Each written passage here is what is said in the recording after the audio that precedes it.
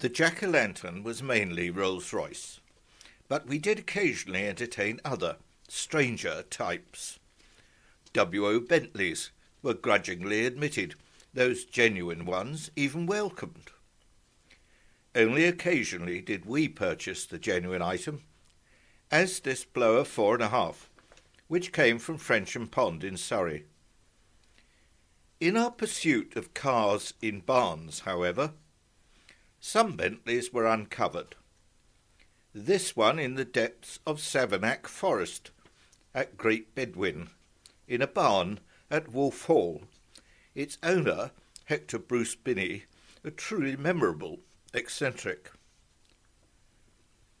However, many WO cars of that era were cut-and-shut specials, driven by impossible, pipe-smoking types in ermine jackets and sporting facial hair. Brian and I were driven to mock them. With this Derby Bentley chassis, we were breaking for spares. In the background can be spotted a Rolls-Royce, of course, but a London to Edinburgh in 1958? Well, not quite. This, one of the very earliest London to Edinburgh replicas, but like an even earlier attempt by Neil of Radiot fame on a 3/4 elliptic chassis. This chassis, 1962, we collected from Jack Barclay's service base at Nine Elms, where it looked most uncomfortable amongst more modern cars. A replica may be, but the bodywork was of the highest quality, and the chassis with a strutted D-rake column. The front wings let it down visually. Now it has been rebodied with, of all things, a Roi des Belges body. It served us well, attracting much attention, but it was used regularly even for visits to our local horse and jockey. In this picture, the lofty Barker Phantom 1, 61 RC, I drove, and the Herald was PXV3 of Mrs. Wade Palmer.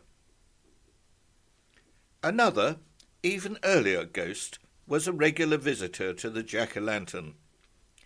This had an intriguing history, and originally an even more elegant body.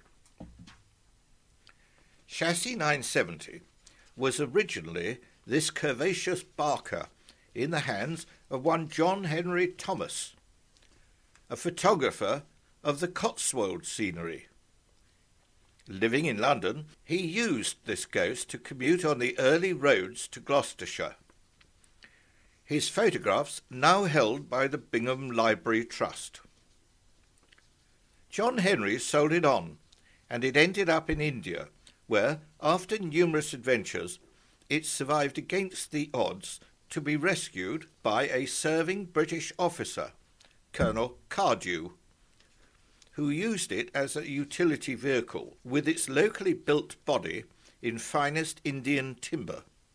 It played a large part in the formative years of his growing family, but eventually his military career came to an end and a return to England. Unwilling to part with such a faithful friend, Colonel Cardew had 970 professionally crated, and he arranged shipping to England, returning himself to the New Forest in 1946. Back in India, it was the time of partition, and chaos reigned around the docks wherein lay the crated 970. Well over a year later, the Colonel received an unexpected telephone call, asking if he would collect his shipment from Eastleigh Railway Station. I first saw it at an early 50s Farnborough Air Show. Rear springs had been changed in rough fashion to cantilever, and the body at this stage might have been described as open shooting brake. Colonel Cardew lived at Boulder, not far from the Jack, so he was a frequent visitor for petrol in whichever of his cars suited that particular occasion. The 3098 for casual fun events, but more formal occasions, often with his lady, EXP1 was chosen. This drophead, 4-door, 4¼ litre, B190 LS had been modified by Daniel Richmond and surprised many a sports car driver. This handsome car was later to be trawled around the American auction circuit with an inaccurate history, not at all unusual. When he visited us with the Ghost, however, he came as a Silver Ghost fan. The sons were growing up, with three-wheel Morgans and later 3098s.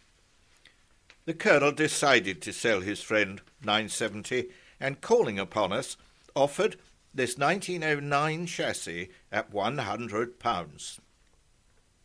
Wade Palmer, thanking him, rejected this, and the car was sold to Joe Lucy in California for a very significantly greater sum. There were, in those days, gentlemen in the trade. Now the Tiddlers.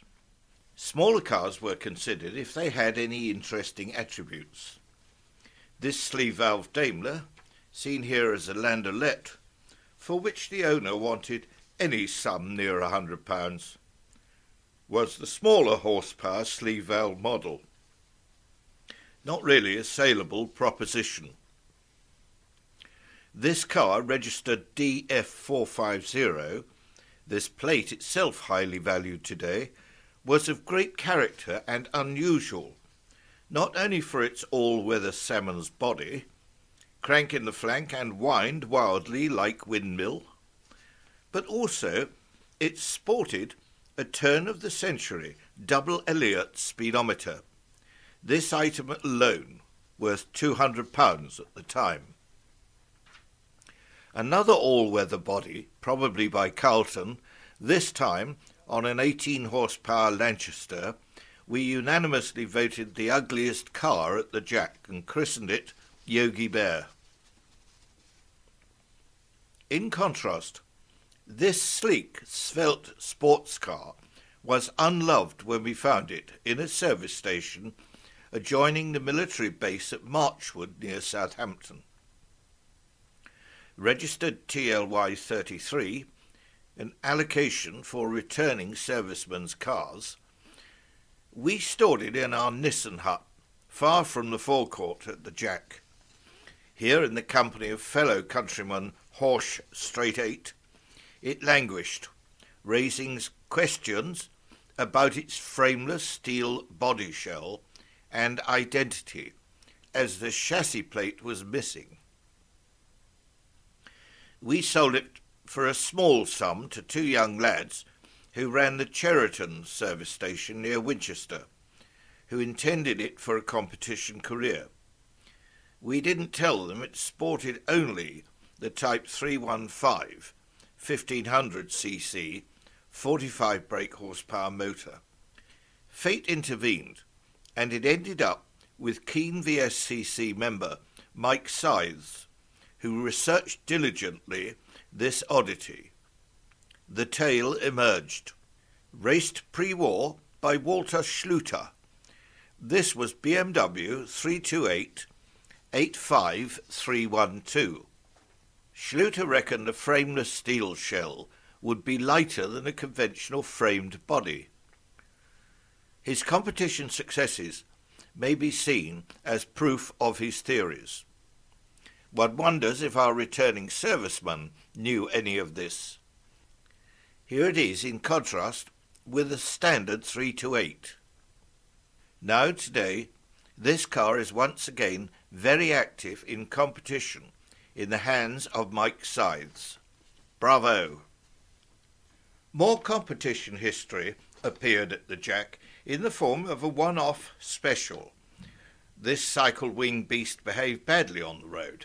Apparently a Jaguar, or SS, we sold it on to Cornwall. Here it remained for 30 years in limbo, until its owner's death. Its true identity, as always, was known to a few.